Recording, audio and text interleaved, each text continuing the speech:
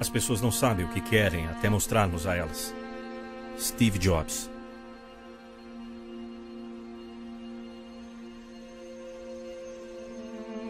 Isso é para os loucos, os desajustados, os rebeldes, para os peixes fora d'água.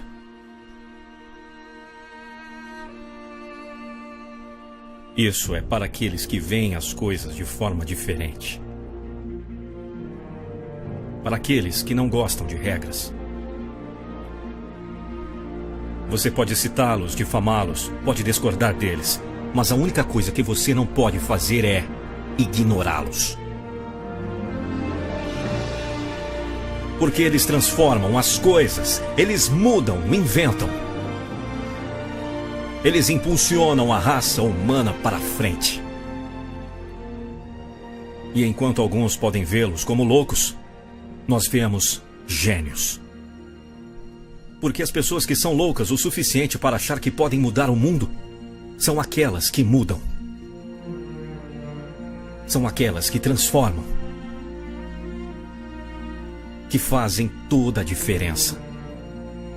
Algumas pessoas acham que foco significa dizer sim para a coisa em que você irá se focar. Mas não é nada disso. Significa dizer não a centenas de outras boas ideias que existem.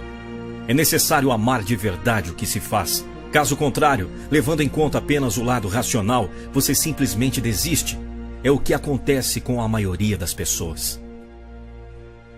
Desde pequeno, você é ensinado a fazer uma determinada coisa. Você aprende a andar, aprende a falar e com o tempo vai aprendendo mais sobre a vida e como vivê-la. E quando você cresce, você tende a acreditar que o mundo é o que é. Que sua vida é apenas viver dentro desse mundo e tentar não esmurrar muito as paredes. Mas essa é uma vida muito limitada. A vida pode ser muito mais assim que você descobrir um simples fato. E esse fato é que tudo ao seu redor, que você chama de vida, foi inventado por pessoas que não são mais inteligentes que você. Mas você pode mudar, pode influenciar, pode construir suas próprias coisas, que os outros poderão usar. É só esquecer que essa ideia equivocada de que a vida está aí e que você só vai passar por ela. Ao invés de agarrá-la, modificá-la, incrementá-la, deixar sua marca nela.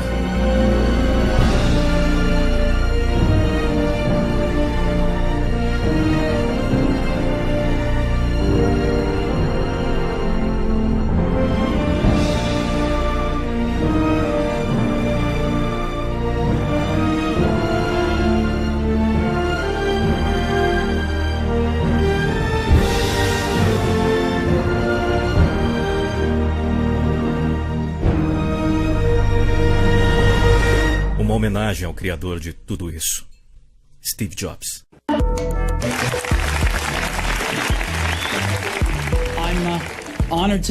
Estou honrado de estar aqui na formatura de uma das melhores universidades do mundo. Verdade seja dita, nunca me formei numa universidade. Isso aqui é o mais perto que cheguei de uma formatura.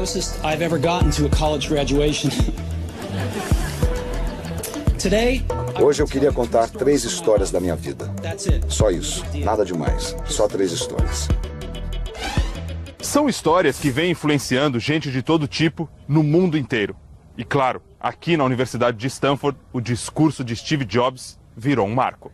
Gabriel Benarros, 22 anos, brasileiro de Manaus, aluno de Stanford, conta que assistir ao discurso de Steve Jobs é matéria obrigatória para quem quer entrar no clima da universidade. Toda vez que entra uma nova leva de alunos, de calouros, o discurso é reassistido. A gente dá para ver nos canais que a popularidade sobe todo ano. Minha mãe biológica era uma jovem universitária solteira que decidiu me dar para a adoção. Ela queria muito que eu fosse adotado por pessoas que tivessem diploma universitário. Steve Jobs nasceu em 1955 aqui em São Francisco. Os pais eram do estado de Wisconsin e a mãe veio sozinha para cá, aqui para a Califórnia, para ter o filho. Depois entregou o garoto para a adoção. Os pais adotivos, Paul e Clara Jobs, não tinham formação universitária. Paul era metalúrgico. E foi assim que Steve Jobs aprendeu a mexer com ferramentas com eletrônica. 17 anos mais tarde, fui para a faculdade. Todas as economias dos meus pais, que eram de classe média, seriam usadas para pagar as mensalidades. Abandonei a Universidade Reed depois de 6 meses, mas fiquei enrolando por mais 18 meses antes de sair de lá. Nesses 18 meses, Steve Jobs fez aula de caligrafia e tipografia. Dormia de favor no chão de quartos de amigos. Comia de graça num templo Hare Krishna para economizar dinheiro. Foi à Índia, experimentou o LSD, conheceu o budismo. De volta aos Estados Unidos, aqui na Califórnia, passou a ter aulas com o fundador deste templo budista. 10 anos mais tarde, quando estávamos criando o primeiro computador Macintosh, tudo isso me veio à cabeça. Usamos tudo no Mac. Se eu nunca tivesse largado o curso, nunca teria frequentado as aulas de caligrafia. E os computadores talvez não tivessem a maravilhosa tipografia que eles têm. Olhando para frente, você não consegue conectar os fatos. Você só liga as pontas quando olha para trás. Então vocês têm que acreditar que, de algum jeito, os pontos vão se conectar no futuro. E isso vai fazer toda a diferença. Tive sorte porque descobri bem cedo o que eu amava fazer. O Oz e eu começamos na garagem dos meus pais, quando eu tinha 20 anos. O Oz é Steve Wozniak, amigo de escola que ele conheceu ainda no colegial. A garagem é esta aqui, uma casa simples para os padrões americanos. Lá dentro, Steve Jobs desmontava e montava equipamentos eletrônicos para descobrir como eles funcionavam. E junto com o amigo Oz, vendeu uma calculadora e uma Kombi para ajudar a fundar a Apple. Ele tinha 20 anos e logo depois, aos 23, virou pai. Num relacionamento com Chris Ann Brennan, teve uma filha, Lisa Brennan Jobs. Steve custou a reconhecer a paternidade. Já na vida profissional, os negócios prosperavam. Tínhamos acabado de lançar nossa maior criação, o Macintosh, 1 ano antes. E aí fui demitido. Isso foi aproximadamente no meio da década de 80. Steve Jobs tinha 30 anos. Era considerado um chefe duro, exigente, e a empresa passava por dificuldades. Por isso foi contratado um executivo bem-sucedido, John Sculley, contratado pelo próprio Steve Jobs. Na disputa de poder entre os dois, Sculley levou a melhor e conseguiu o apoio do conselho de administração da Apple. Assim, Steve Jobs foi demitido. O que tinha sido o foco de toda a minha vida adulta tinha ido embora e foi devastador. E Steve Jobs pensou em fazer muita coisa. Deixar a cidade tranquila de Cupertino, aqui na Califórnia, para entrar no mundo da política, virar astronauta. Mas devagarzinho comecei a me dar conta de que ainda adorava o que eu fazia. Eu tinha sido rejeitado, mas continuava apaixonado. Aí decidi começar de novo. O peso de ser bem-sucedido foi substituído pela leveza de ser iniciante de novo, com menos certeza sobre tudo. Jobs ficou 12 anos fora da Apple. A empresa entrou em declínio. Nesse período, ele criou a Next, uma companhia também voltada para a informática, e a Pixar, responsável por filmes de animação de enorme sucesso, como Toy Story. Só que em 1996, aconteceu uma coisa que nem Steve Jobs imaginava. Numa reviravolta incrível, a Apple acabou comprando a Next. Eu voltei para a Apple e a tecnologia que desenvolvemos na Next está no coração do atual renascimento da Apple. Estou convencido de que a única coisa que me fez seguir adiante foi o amor pelo que eu fazia. Vocês têm que descobrir o que vocês amam. E a única maneira de fazer um excelente trabalho é amar o que se faz. Quando eu tinha 17 anos, li uma frase mais ou menos assim: se você viver cada dia como se fosse o último, com certeza um dia você vai estar certo. Isso me marcou. E desde então, nos últimos 33 anos, eu me olho no espelho todas as manhãs e me pergunto: se hoje fosse o meu último dia, eu ia gostar de fazer o que eu vou fazer hoje? Ele fez computadores pessoais cada vez mais velozes e mais finos. Mudou a maneira de comprar e ouvir música. Transformou os telefones celulares em super máquinas da comunicação. e levava uma vida reservada com a esposa Lori, com quem teve 3 filhos. Lembrar que vou morrer em breve é a ferramenta mais importante que já encontrei para me ajudar a fazer as grandes escolhas da vida. Há cerca de um ano fui diagnosticado com câncer. Fiz um exame às 7h30 da manhã e ele mostrou um tumor no meu pâncreas.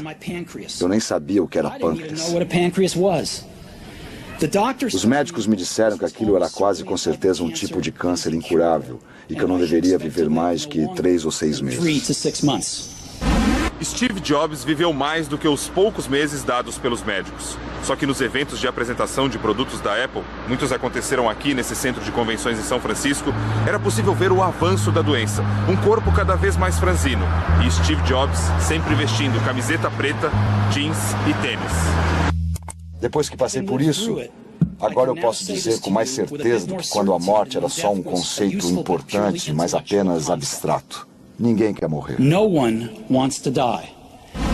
O câncer se agravou. Numa tentativa de encontrar a cura, Steve Jobs decidiu fazer um transplante de fígado. Ele foi obrigado a deixar temporariamente a empresa. Isso foi em 2009. Nessa época apareceu o pai biológico, Abdul Fattah John Jandali, que hoje é gerente de um cassino no interior de Nevada, nos Estados Unidos, deu uma entrevista dizendo que gostaria de tomar um café com o filho. O encontro não aconteceu, mas Steve Jobs conheceu a irmã biológica. Mona Jandali Simpson é uma escritora bem-sucedida e chegou a escrever um livro em homenagem ao irmão com o título Qualquer Lugar Menos Aqui. A morte é o destino que todos nós compartilhamos. E é assim que deve ser. Porque muito provavelmente a morte é a melhor invenção da vida. É o agente de mudança da vida.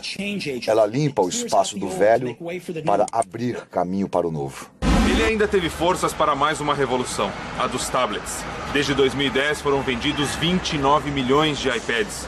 A concorrência tentou correr atrás com produtos semelhantes, mas o tablet da Apple chegou a ter 80% da fatia desse mercado.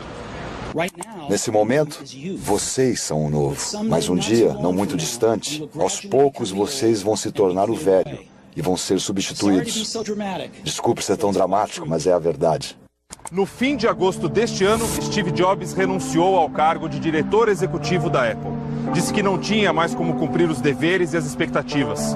Nomeou um sucessor e afirmou que os dias mais brilhantes e inovadores da empresa ainda estariam por vir.